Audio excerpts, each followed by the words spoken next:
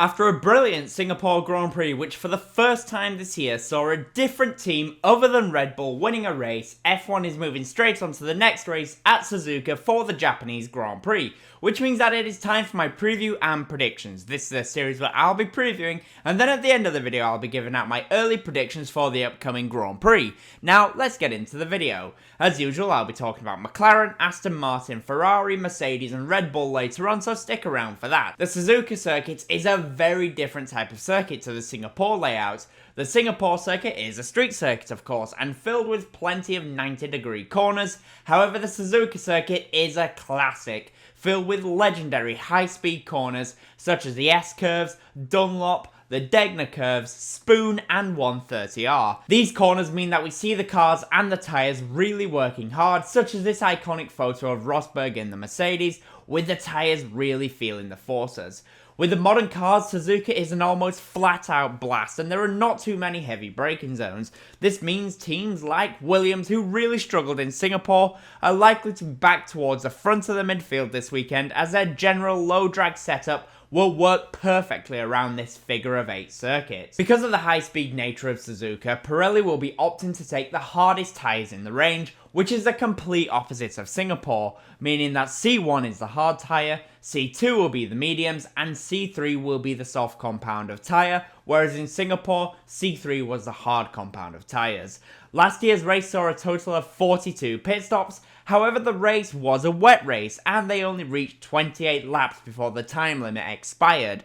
If the race is dry, I would imagine that it will be a one-stop race, as tyre wear is not typically high at Suzuka. The harder tyres by Pirelli is more to combat the high-speed nature of the circuit, as opposed to high tyre wear.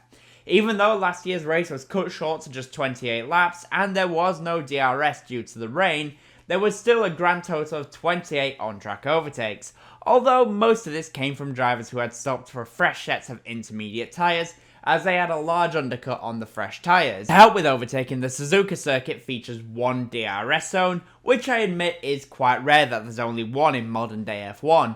It is only one of 3 circuits to only feature one DRS zone, but really it's the only part of the circuit which has a straight long enough for the zone.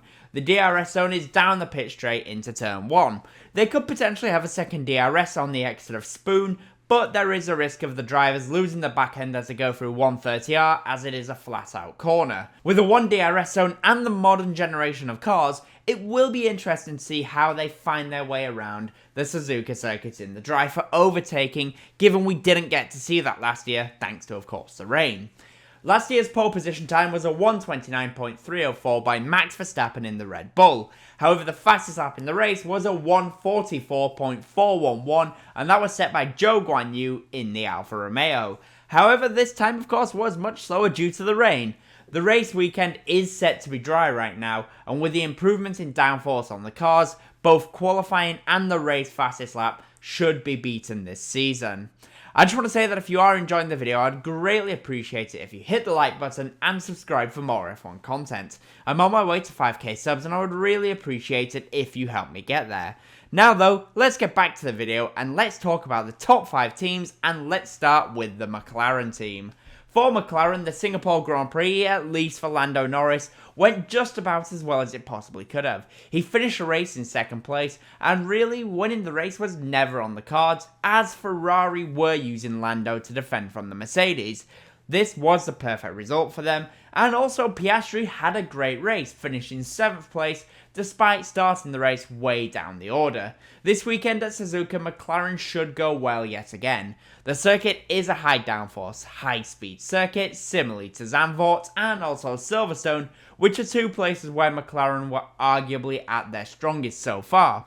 The upgrade Norris had at Singapore clearly worked very well, as he had great pace and was able to look after the tyres.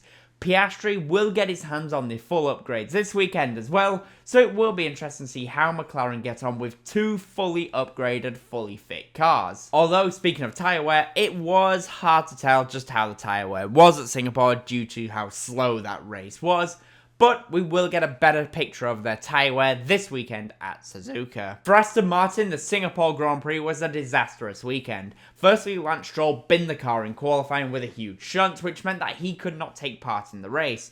And as for Fernando Alonso, Early damage meant that his race was one giant uphill struggle. He was stuck behind Perez despite Perez being on much older tyres, and he couldn't really do anything about getting by him. He also lost positions to the Alpine of Ocon, and then finally a 25-second pit stop resigned Alonso to finishing the race in last place.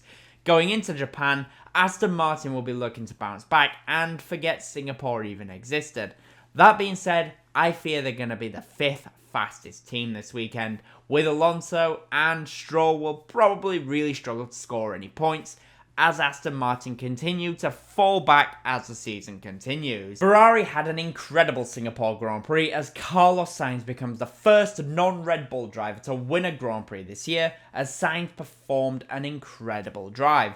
Carlos used his head all race long and thought his way through the Grand Prix. He knew that giving Norris DRS would stop Mercedes from attacking him, so purposely he slowed down to allow Norris to get within range, and this is what won him the race. Had he not done this, then it would have been very likely that Russell would have passed Norris and then with the fresher tyres passed Sainz in the last couple of laps.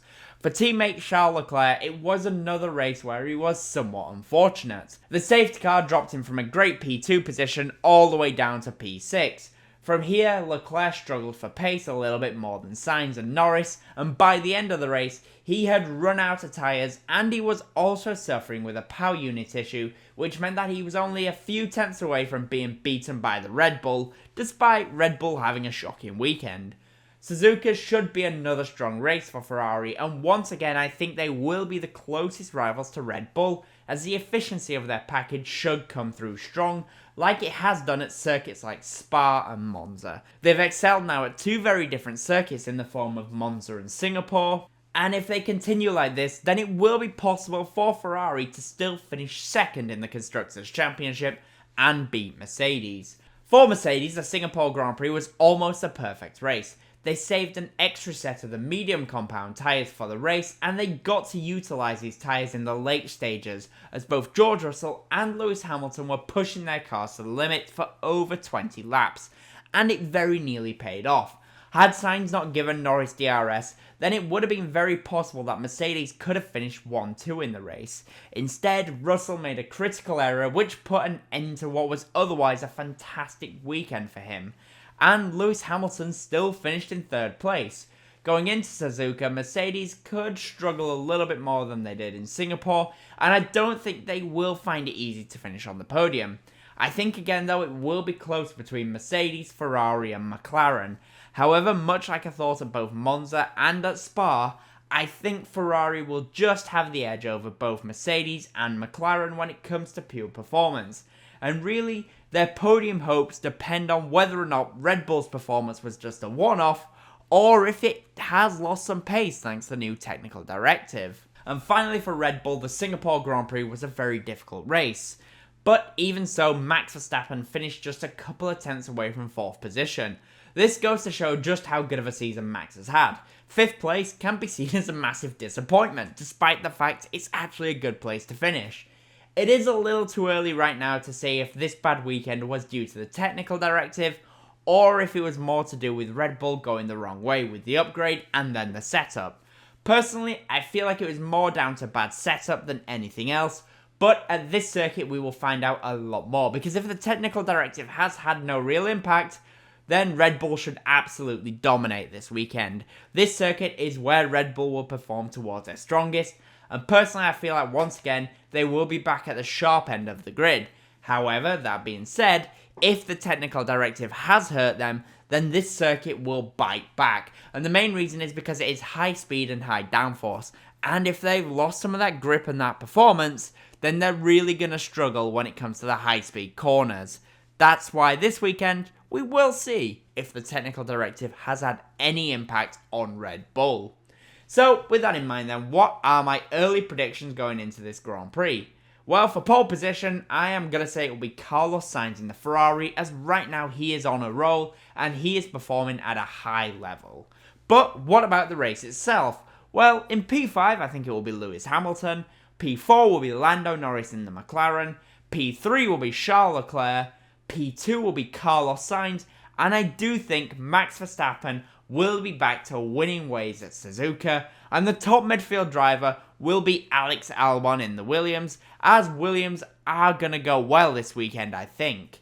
But that is what I think. The question is though, what do you guys think? In the comments down below, let me know, and as always, comment, leave a like, and subscribe for more F1 content. Thank you all so much for watching.